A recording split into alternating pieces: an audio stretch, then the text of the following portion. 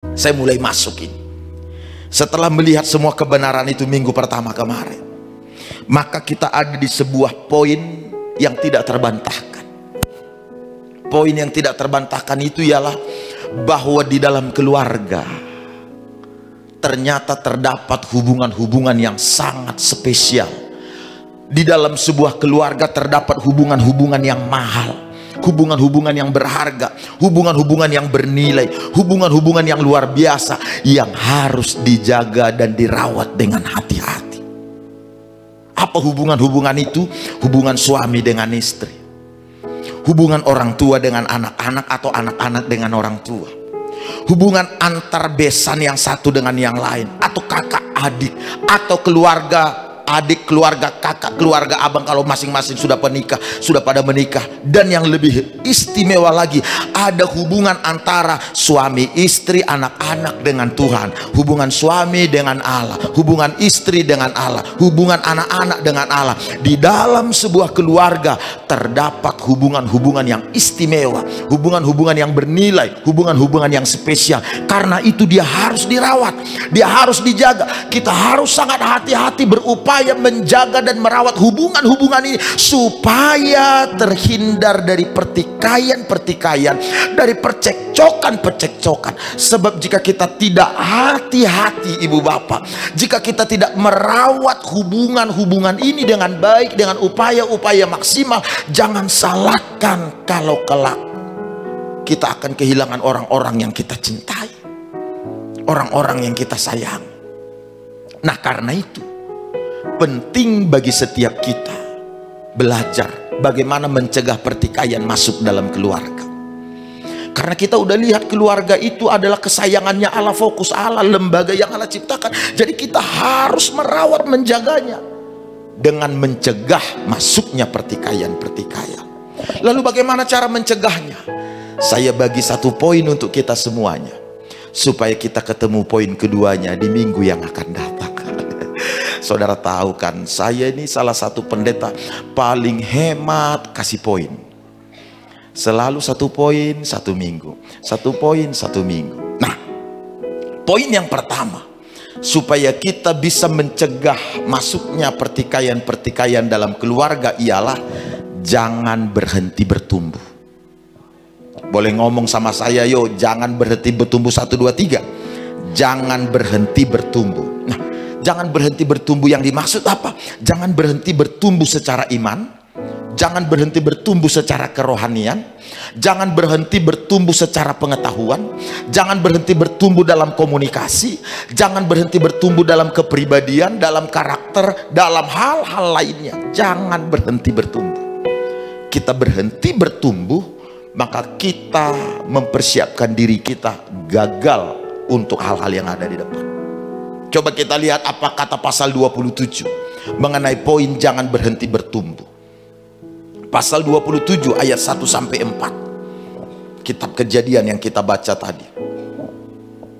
Oke. Kalau saudara sudah ketemu,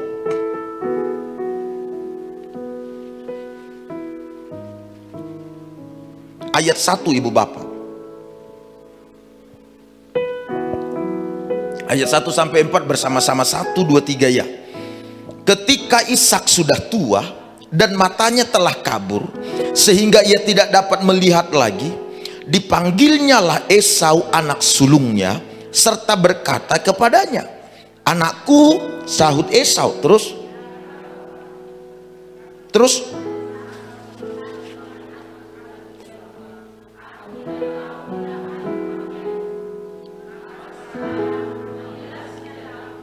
tabung panahmu dan busurmu, pergilah ke padang dan burulah bagiku seekor binatang 4. Olahlah bagiku makanan yang enak seperti yang kugemari.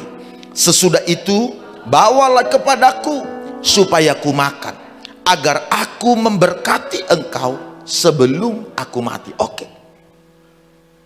Sebelum kita bahas ayat 1 sampai 4 yang dicatat di pasal 27 ini, saya cerita dulu sebentar apa yang diutarakan oleh pasal 24 kitab Kejadian ayat 1 sampai dengan ayatnya yang ke-67 yang kita baca tadi.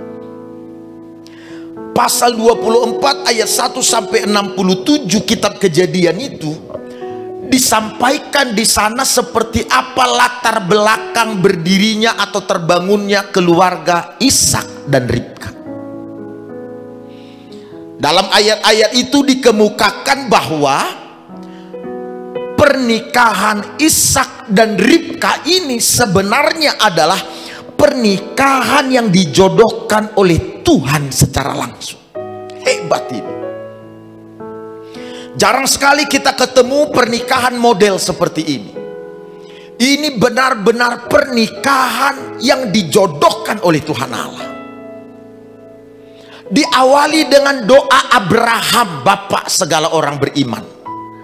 Dia berdoa untuk anak mantunya supaya dipertemukan. Karena Ishak ini sedang kesepian karena ibunya baru meninggal, dia sendirian, sangat sedih.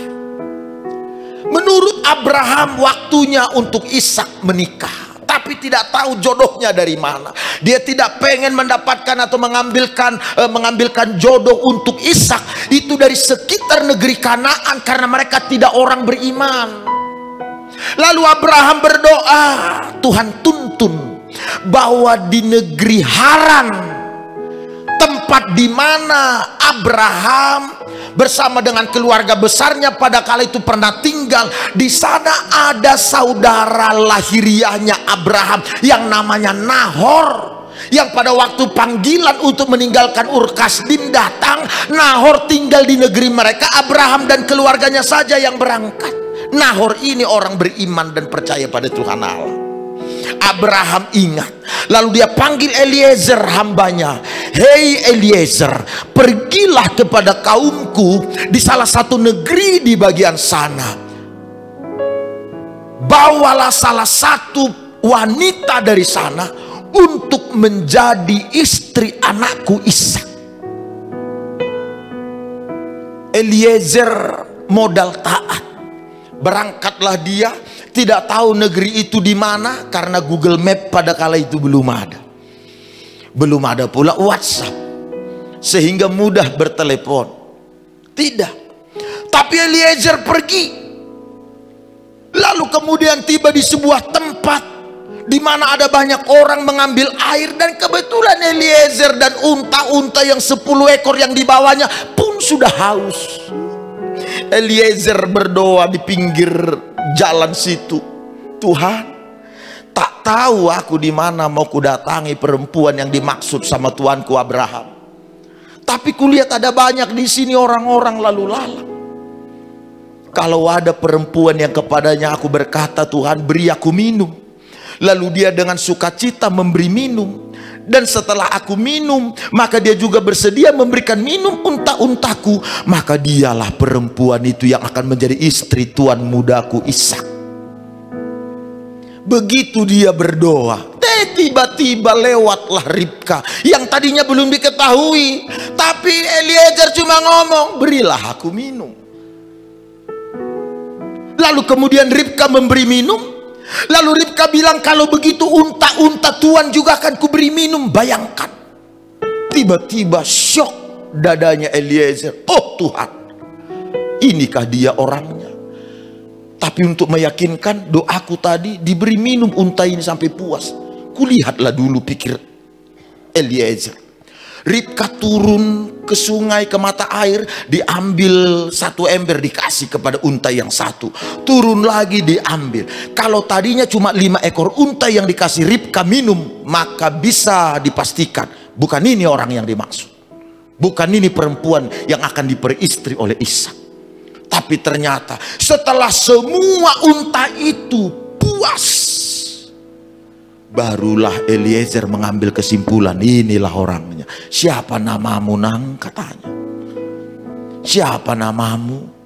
Lalu diberi cenderamata, dibawa ke keluarga. Benar, dialah orangnya. Lihat pertemuan antara Ishak dan Ribka ini pun ternyata di samping diawali doa oleh Abraham, juga dituntun oleh Tuhan Allah pertemuannya. Makanya aku bilang tadi di awal, pernikahan Ishak dan Ribka ini adalah perjodohan Tuhan langsung. Aku nggak tahu bagaimana saudara menikah, perjumpaan saudara dengan pasangan saudara. Apakah karena sering komentar di Facebook? Atau karena dalam perjalanan ke Merek ada belokan di situ, saudara klekson, ting, kaget dia, lalu dia marah. Saudara buka kaca, ih cantik juga dia, saudara pikir. Lalu saudara tindak lanjuti dengan berkenalan, lalu tukar nomor WhatsApp. Aku tak tahu seperti apa jalan perjumpaan saudara dengan pasangan saudara. Tapi percayalah, bagaimanapun model perjumpaannya, itu pun perjodohan dari Tuhannya itu. Kok nggak yakin saudara? Masih ragu? Saudara masih ragu dia jodoh dari Tuhan kah? Perjumpaan Ishak dan Ribka dijodohkan oleh Tuhan, dituntun oleh Tuhan. Coba lihat, setelah mereka menikah, luar biasa rohaninya. Ribka wanita pekerja keras, Ishak pria pekerja keras. Ishak pria pekerja keras. Lalu kemudian Ribka dan Ishak yang sama-sama pekerja keras ini, ternyata mereka rajin cari Tuhan, dan mereka keduanya adalah kategori orang yang saleh. Ketika Ribka mandul belum punya anak, mereka berdoa di pasal 25. Ketika mereka doa, Tuhan jawab. Luar biasa rumah tangga ini. Terjadi krisis, pasal 26. Semua orang-orang mencari nafkah, merantau tinggalkan kampungnya.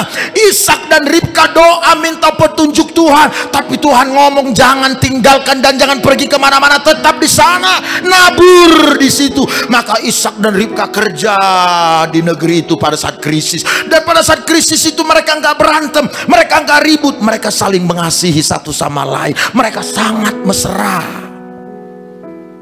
Susah suami istri kalau lagi krisis mesra. Kalau lagi krisis itu yang biasanya adalah saudara lah yang tahu.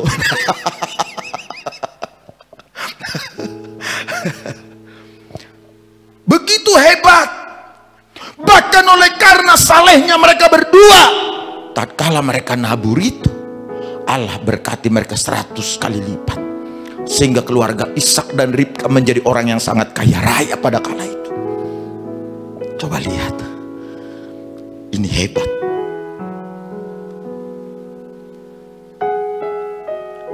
Sekilas itu ibu bapak, betapa menakjubkan keluarga Ishak dan Ribka. Saleh, pekerja keras, diwarnai mujizat, bahkan penjagaan Allah yang luar biasa.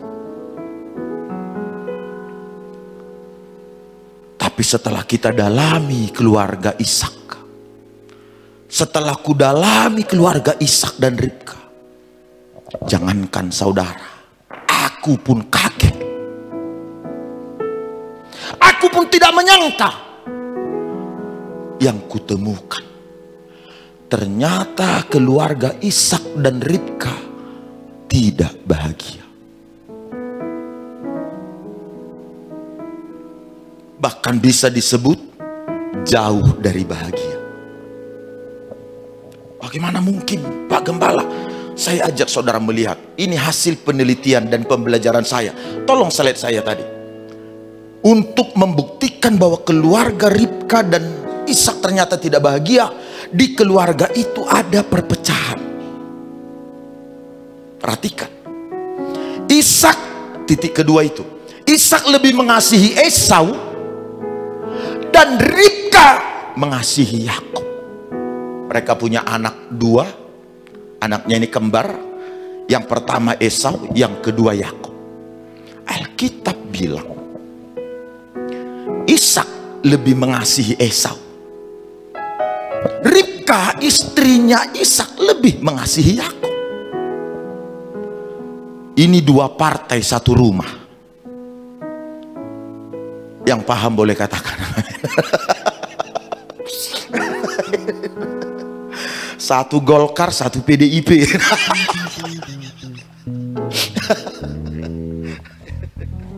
Wah, coba lihat. Nggak cuma di situ, Pak, Bu.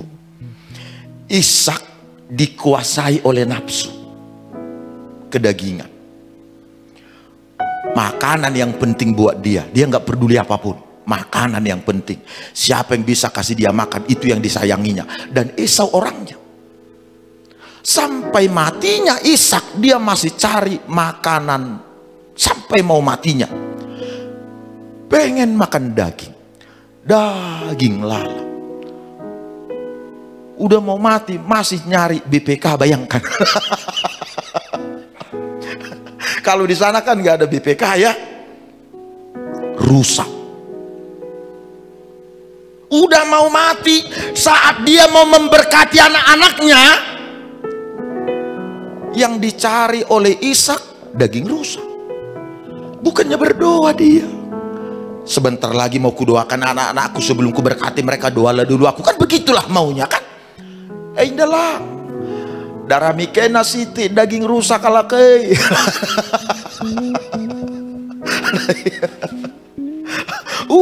Udah mau mati pun masih kedagingan. Makanya jangan banyak-banyak makan daging supaya tidak kedagingan. Nah, ini Ishak itu masalahnya di situ. Coba lihat. Tidak hanya di situ, apalagi perhatikan ibu bapak. Ishak dikuasai nafsu, Esau asik dengan keinginannya sendiri, dengan hobinya. Esau hobinya apa? Berburu. Keinginan Ishak, keinginan Esau apa? Siapa saja wanita dia suka, dia jadikan menjadi istrinya. Padahal bertentangan dengan nilai-nilai iman. Sampai-sampai Esau ngotot harus menikahi wanita itu. Dan akhirnya kitab itu memberitahu bahwa pernikahan Esau 2 kali itu memilukan hati mamaknya Ribka.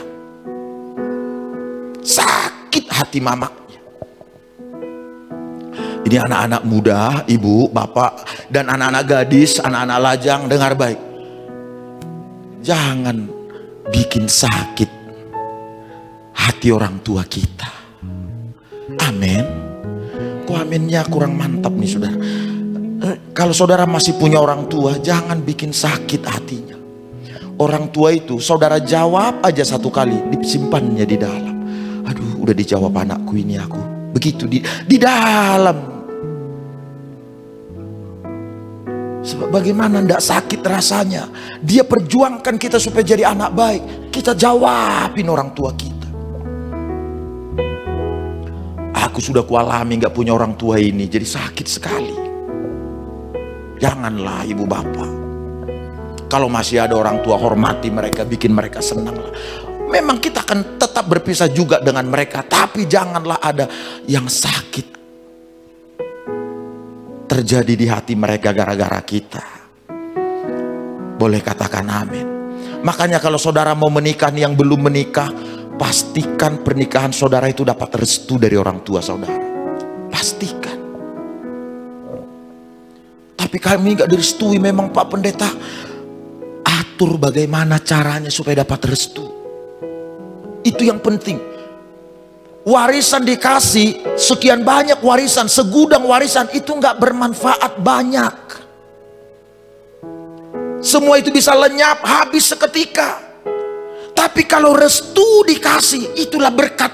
Kalau di Yahudi itu ibu bapak, anak-anaknya bisa saling bunuh-bunuhan. Itu bukan gara-gara warisan, tapi gara-gara restu dari orang tua.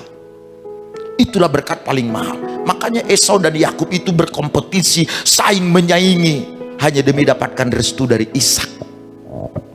Menipu pun dikerjakannya, walaupun itu nggak benar. Dapatkan restu dari orang tua ini yang belum menikah. Oh, udah menikah yang di depan ini ya.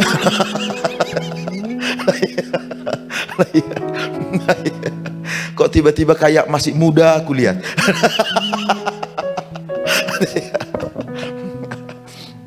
Pastikan dapat restu. Lalu lihat lagi ibu bapak,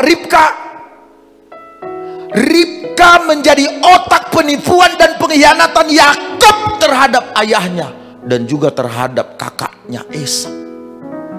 Yakob mau menipu. Akulah anakmu yang pertama itu, katanya sama Ishak. Hanya demi berkat itu. Yang ngajarin penipuan itu siapa? Ribka. Perpecahan ini bukan? Tidak lagi ada nilai-nilai rohani di keluarga itu. Padahal pasal 24, 25 kita baca, 26 kita baca, begitu salehnya pernikahan ini. Luar biasa, mujizat pun terjadi di sana. Penjagaan Allah hebat. Setelah makin ke sana, tiba di pasal 27. Ishak mulai tua, penglihatannya kabur. Maksud kabur itu bukan fisiknya saja, tapi hatinya Ishak pun sudah tidak bisa membedakan mana yang baik, mana yang buruk. Sehingga semua hal-hal yang tidak rohani pun masuk di keluarga itu, dikerjakan oleh anak-anaknya dan lain sebagainya. Itulah penyebab kenapa keluarga itu tidak bahagia. Kenapa rumah tangga itu akhirnya mengalami perpecahan, percekcokan, pertikaian. Dulu mungkin pernikahan saudara bisa bagus, sama seperti Ishak, benar, bagus, mengagumkan. Tapi kalau saudara nggak jaga pertumbuhan rohani saudara, saudara nggak berjuang untuk pertumbuhan iman saudara, nggak mendorong diri saudara mengalami pertumbuhan dalam membangun komunikasi, membangun hubungan-hubungan dan lain sebagainya, pernikahan kita atau keluarga kita bisa terancam melalui percekcokan dan pertikaian. Bayangkanlah Ishak sebagai orang tua lebih senang curhat sama anaknya Esau, lalu kemudian Ribka sebagai ibu lebih senang curhat sama anaknya Yakob. Laki nakap du perpecahan nih. Bapak, ibu, boleh saudara curhat sama anak kalau pasangan sudah nggak ada. Yang benar itu kita sesama pasangan yang curhat. Jangan sampai orang tua curhat dengan anak-anak belum mampu memfilter mana yang harus didengar, mana tidak. Akibatnya anak bisa terdorong untuk ikut membenci ayahnya, ikut membenci ibunya. Kalau masih ada pasangan, curhatnya dengan pasangan lah. Dengan anak aja kalau boleh jangan, apalagi dengan pasangan yang lain.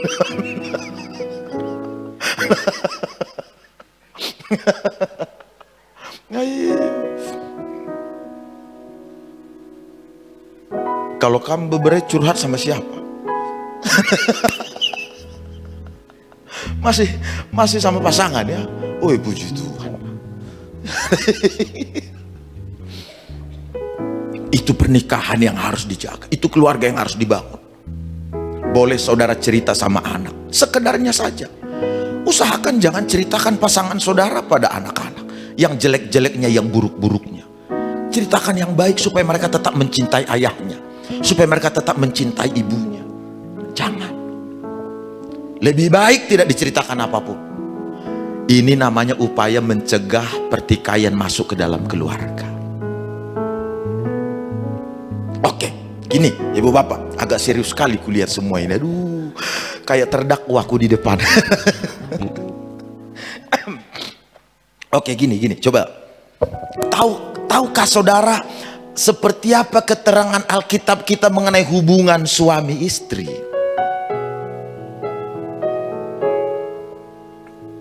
Dengar dulu ibu bapak ya. Menurut Efesus pasal 5 ayat 23, suami adalah kepala dari istri. Itu ketentuan Tuhan. Saudara keberatan atau tidak keberatan, memang itu ketentuan. Saudara nggak bisa bantah itu. Suami adalah kepala dari istri. Karena itu istri nggak bisa terima dengan ini. Saudara bilang, kami nggak terima pak. Kalau suami kepala, kami leher. Oke lah saudara. Suami Kalau dia kepala, kami leher. Dia nggak akan bisa bergerak kemanapun kalau leher dia.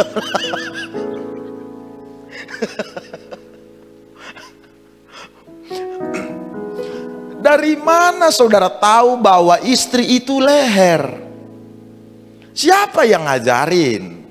Kitab suci mana yang saudara baca? Tidak pernah ada keterangan Alkitab kita memberitahu bahwa istri itu leher. Jadi ulah karek dulu bagian, biarin dia kepala, yang penting kita lehernya. Enggak begitu. Yang jelas suami adalah kepala, katakan amin. Clear itu. Saudara terima apa enggak terima, itu ketetapan Tuhan. Lalu kalau begitu istri, kata Alkitab, apa Pak Pendeta? Apa ketetapan Allah mengenai istri? Aku beritahu sama saudara. Ini para ibu harus paham ini. Amsal 12 ayat 4. Kita baca sama-sama ya. Amsal 12 4 ayat 4. 1, 2, 3 ya. Istri yang cakap adalah mahkota suaminya, tetapi yang membuat malu adalah seperti penyakit yang membusukkan tulang suaminya. Coba lihat sekali lagi ayatnya ya. Istri yang cakap adalah mahkota suaminya. Berarti berdasarkan keterangan ini, maka menurut Alkitab, istri adalah, menurut keterangan Alkitab, istri adalah, suami adalah, istri adalah,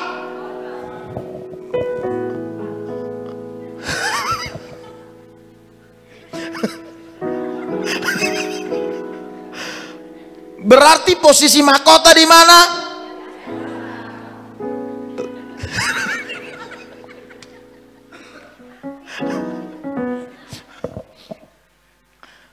Tetap kangkap ia jagon.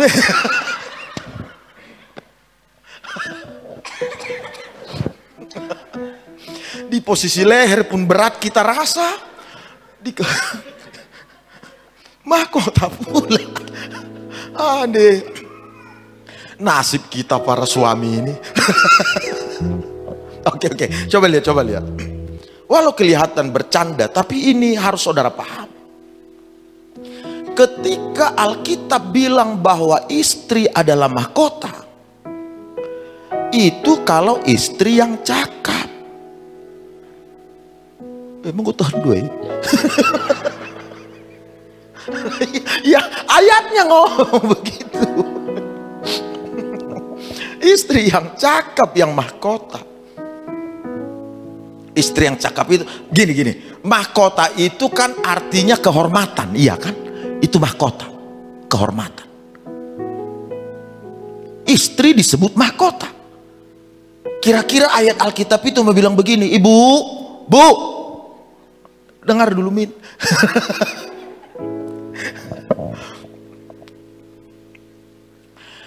Kalau saudara istri mau dihormati atau tidak, itu bergantung bagaimana saudara memperlakukan suami. Payah mengaminkan ini.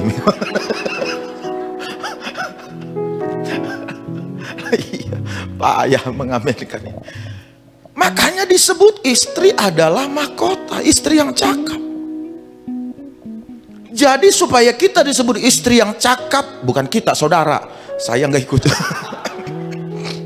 Supaya saudara disebut istri yang cakap, seperti mahkota suami, maka itu berpengaruh besar pada bagaimana saudara memperlakukan kepala, memperlakukan suami. Kalau saudara menghina suami saudara, mengejek suami saudara, merendahkan suami saudara, jangan pernah berharap saudara dihormati.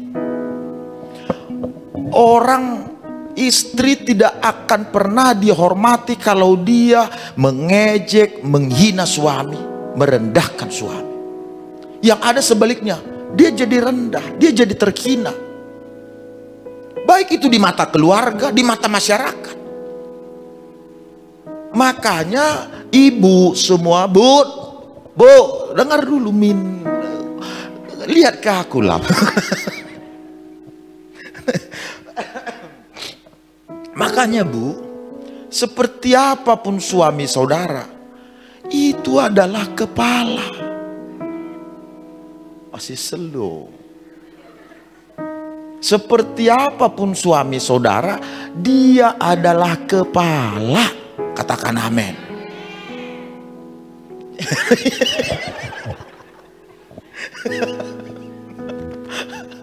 Jadi jangan merendahkan suami, menghina.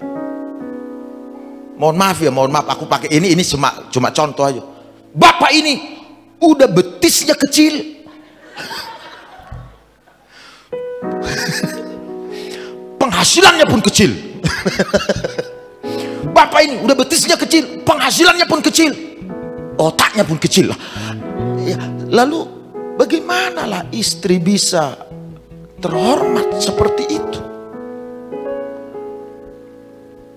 Yang satu bilang kasusku agak beda, Kak Pak Pendeta. Bagaimana kira-kira bedanya, Bu?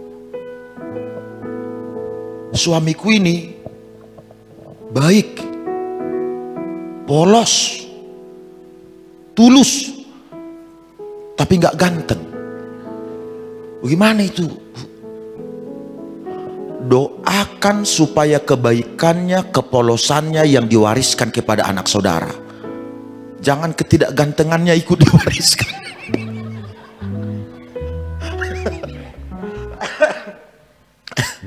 Boleh ngomong amin? Begitu.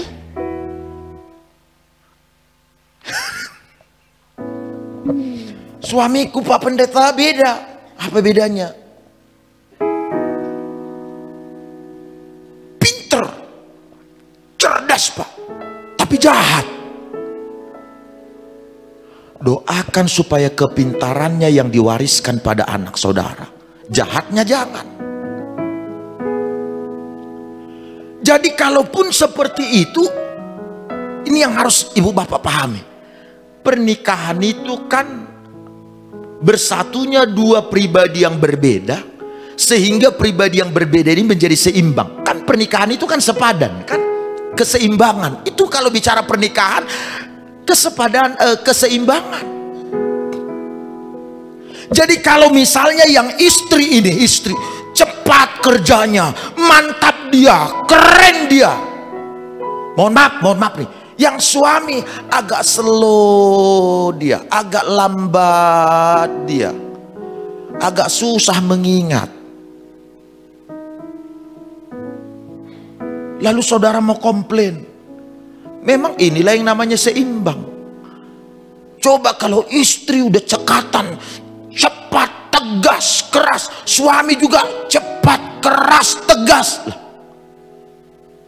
Ini hasilnya anak-anak nanti jadi kayak besi ini.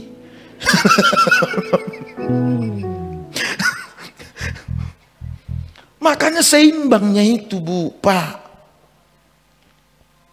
Kalau saudara berharap maunya lembut lah Pak, suamiku, lembutlah maunya istriku. Saudara maunya yang saudara kira itu sepadan, itu seimbang itu kalau sama-sama lembut.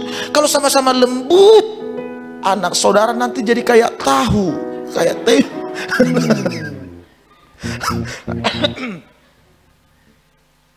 Tuhan tahu yang pas untuk yang lembut itu ya orang yang sedikit lebih keras dan tegas. Itu yang sebanding. Dan itu resep Tuhan, gak ada di dokter manapun itu. Pak, suamiku agak keras dia Pak, bikinlah supaya lembut. Obatnya gak ada obatnya. Obatnya cuma dikasih pasangan lembut. Jadi pasangan saudara ini memang sudah ini yang terbaik. Susah mengamenkan itu. Udah itu yang terbaik. Jadi gak usah mikir kemana-mana. Makanya terus bertumbuh, itu penting. Bertumbuh dalam iman, bertumbuh dalam rohani, bertumbuh dalam pengetahuan lain. Itulah yang akan menolong keluarga saudara. terhindar dari pertikaian-pertikaian yang tidak terlalu bermanfaat, sehingga keluarga saudara tetap bahagia, diberkati oleh Tuhan Allah. Tepuk tangan bagi Tuhan Yesus. Saya berdoa supaya semua saudara sekarang bisa mengerti bahwa kita tidak boleh berhenti bertumbuh. Ayo, gabunglah di CG, gabunglah di ibadah, di pertemuan-pertemuan, karena itu tempat di mana saudara akan mengalami yang namanya bertumbuh. Yuk kita nyanyi sama-sama.